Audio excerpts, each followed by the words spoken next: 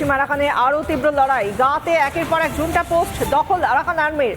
বিমান হামলা ও বোমা বর্ষণে গা দখলে রাখার মরিয়া চেষ্টা। জুন্টার মাউন্ডো থেকে তাঙ্গুপ আরাকান দখলে ইতিমধ্যেই। জুন্টাকে আরও বিধ্বস্ত করতে নতুন কৌশল আরাকান আর্মির। পশ্চিম কমান্ডের হাতে গোনা শহরে জুন্টার অস্তিত্ব। হাতে গোনা শহরে জুন্টার অস্তিত্ব রয়েছে এই মুহূর্তে। পশ্চিম কমান্ডের হাতে গোনা শহরে জুন্টার অস্তিত্ব। আমরা এই নিয়ে আরো বিস্তারিত জানাবেন আমাদের সঙ্গে রয়েছেন কুশালয়।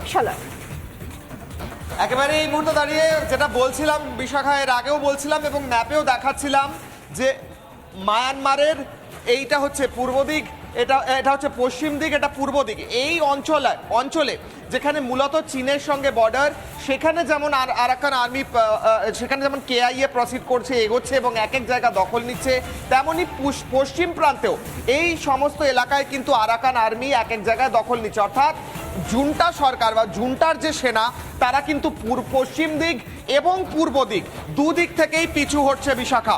এবং সেই জায়গায় গুরুত্বপূর্ণ বিষয় হচ্ছে পশ্চিমে বাংলাদেশের সঙ্গে সীমান্ত রয়েছে মায়ানমারের, এবং পূর্ব দিকে রয়েছে চীনের সঙ্গে সীমান্ত, মাঝে রয়েছে ভারতের সঙ্গে কিন্তু এই প্রত্যেকটি ফোর্স অত্যন্ত ভালো সম্পর্ক মেনটেন করতে চায়। যত বিদ্রোহী রয়েছে তাদের নেতারা ভারতের সঙ্গে ভালো সম্পর্ক রাখতে চায়, কিন্তু এখন সমস্যায় পড়েছে চীন এবং সমস্যায় পড়েছে বাংলাদেশ। কারণ এক একটা অঞ্চল দখল হয়ে যাচ্ছে এবং আরাকান সেনা হোক কিংবা পূর্ব দিকে যে কেআইএ আছে সেই কেআইএ ফোর্স হোক, প্রত্যেকে কিন্তু জুন্টা বাহিনীকে পিছু হটিয়ে এই গোটা এলাকা যেগুলো খনিজ সম্পদে ভরপুর কিংবা বন্দর, সেগুলো দখল করছে এবং পশ্চিমে আরো তীব্রতা বাড়ছে।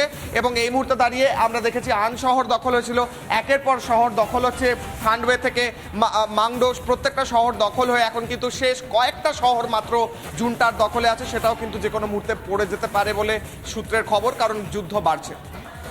আমাদের সঙ্গে থাকুক কুশালয়। একের পর এক আপডেট উঠে আসছে, আর এরই মধ্যে এর পরের যে আপডেট, এর পরের যে বিষয় আমরা নজর রাখবো, যে খবরের দিকে নজর রাখবো, আমাদের দেশের যে খবর সেই খবরের দিকে নজর রাখি। একেবারে আমাদের যে এরপরে ব্রেকিং নিউজ, আম্বেদকর ইস্যুতে আজও উত্তাল সংসদ। আম্বেদকর ইস্যুতে সংসদ চত্বরে বিক্ষোভ, সংসদের মকর দ্বারে বিরোধীদের বিক্ষোভের সময় আক্রান্ত বিজেপি সাংসদ। রক্তাক্ত বিজেপি সাংসদ মুকেশ রাজপুত। বিরোধীদের বিরুদ্ধে মারধরের অভিযোগ সংসদ বিষয়ক মন্ত্রী কিরেন রিজিজুর। একজন সাংসদ, বিজেপি সাংসদ, তিনি রক্তাক্ত হচ্ছেন। মুকেশ রাজপুত বিরোধীদের বিরুদ্ধে মারধরের অভিযোগ করছেন খোদ সংসদ বিষয়ক মন্ত্রী কিরেন রিজিজু। এই অভিযোগ করছেন তিনি। আম্বেদকর ইস্যুতে আজও উত্তাল হলো সংসদ চত্বরে বিক্ষোভ, সংসদের মকর দ্বারে বিরোধীদের বিক্ষোভের সময় আক্রান্ত বিজেপি সাংসদ মুকেশ রাজপুত। শুধু আক্রান্তই নন, তিনি রক্তাক্ত হয়েছেন।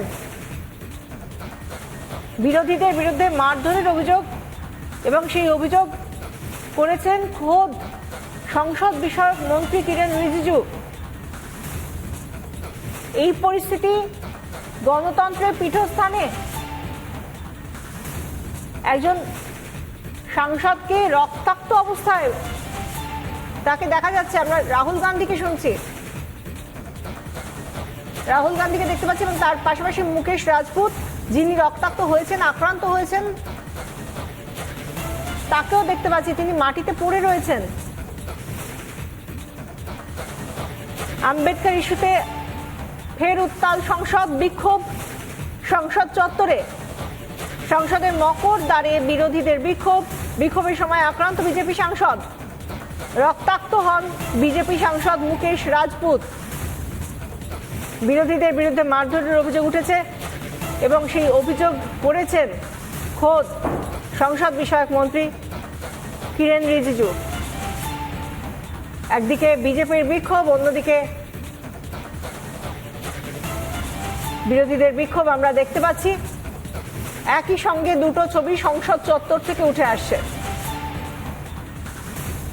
আম্বেদকর ইস্যুতে সংসদ চত্বরে একদিকে বিরোধীদের বিক্ষোভ, অন্যদিকে বিক্ষোভ বিজেপি সাংসদদের, এবং এই বিজেপি সাংসদদেরই একজন মুকেশ রাজপুত, যাকে রক্তাক্ত হতে হয়েছে আজকে। এমনই অবস্থায় যেভাবে আক্রান্ত হয়েছেন তিনি, আপনারা দেখতে পাচ্ছেন ডান দিকে যেভাবে তার মাথায় একটা রুমাল ধরে রাখা হয়েছে, রক্তাক্ত হয়েছেন তিনি। রক্ত বন্ধ করার জন্য রুমাল চেপে রাখা হয়েছে।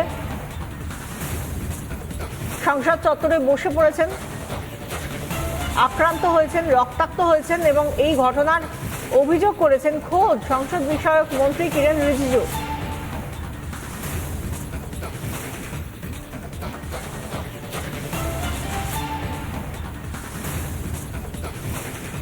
সংসদ চত্বরে বিরোধীদের বিক্ষোভ দেখতে পাচ্ছেন একদিকে, অন্যদিকে বিক্ষোভ বিজেপি সাংসদদেরও।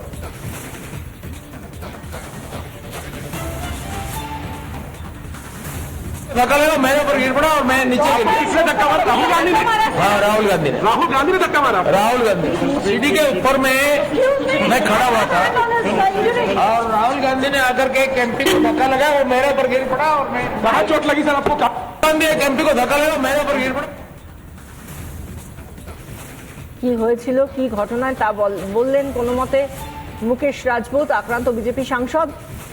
এবং তার পাশাপাশি আমরা দেখাচ্ছি যে কিভাবে উত্তাল হয়ে উঠেছে সংসদ চত্বর, বিক্ষোভ প্রদর্শন, বিরোধীদের বিরুদ্ধে মারধরের অভিযোগ বিজেপির। এই অভিযোগ শুধুমাত্র বিজেপির নয়, এই অভিযোগ করেছেন সংসদ বিষয়ক মন্ত্রী কিরেন রিজিজু যে মারধর করা হয়েছে।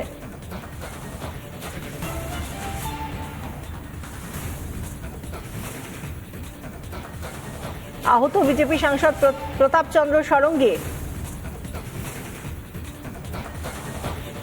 আমাদের সঙ্গে রয়েছেন আমাদের প্রতিনিধি কিশলয়। কিশলয়, ঠিক কি ঘটেছে যার জেরে এরকম একটা পরিস্থিতি তৈরি হলো? বিক্ষোভ তো আমরা আগেও দেখেছি, আজকে কি এমন হলো? দেখো বিশাখা, সেই ছবি ফুল ফ্রেম রাখতে বলবো। একাধিক ছবি আমাদের কাছে আসছে একদম সংসদ ভবনের সামনে থেকে। আম্বেদকরকে অপমান করেছেন অমিত শাহ, এমন ইস্যুতে কংগ্রেস প্রথমেই বিক্ষোভ দেখানো শুরু করে এবং সেই বিক্ষোভ ধীরে ধীরে এতটাই বৃদ্ধি পায় যে গোটা এলাকা দিয়ে কোনো সাংসদ ভেতরে ঢুকতে পারছিলেন না। বিজেপি সাংসদরা অভিযোগ করেন তারা পার্লামেন্টে ঢুকতে পারছেন না, সেই কারণে বিজেপি সাংসদরাও মকরধ্বজের সামনে, মকরধ্বজ যে গেট রয়েছে তার সামনে কিন্তু বিক্ষোভ দেখাতে শুরু করেন। দুপক্ষের বিক্ষোভ শুরু হয়, বিজেপির বিক্ষোভ এবং কংগ্রেসের বিক্ষোভ। তারা একে অপরের বিরুদ্ধে বিক্ষোভ দেখাতে থাকেন এবং তারপরেই একটি হট্টগোল শুরু হয় সংসদে, যা এর আগে এরকম ভাবে দেখা যায়নি। অভিযোগ ওঠে রাহুল গান্ধী সহ একাধিক কংগ্রেস সাংসদ তারা নাকি গায়ের জোরে বিজেপি সাংসদদের ধাক্কা মারতে থাকেন এবং তারই মধ্যে বিজেপি সাংসদ প্রতাপ চন্দ্র ষড়ঙ্গী তিনি পড়ে যান, পড়ে গিয়ে তার মাথা ফেটে যায় এবং মাথা ফাটার পরে দেখা যায় যে সেই গোটা এলাকা যেখানে কংগ্রেস বিক্ষোভ দেখাচ্ছিল সেখানে কিন্তু একাধিকবার বিভিন্ন বিজেপি সাংসদকে ধাক্কা দেওয়া হয়েছে।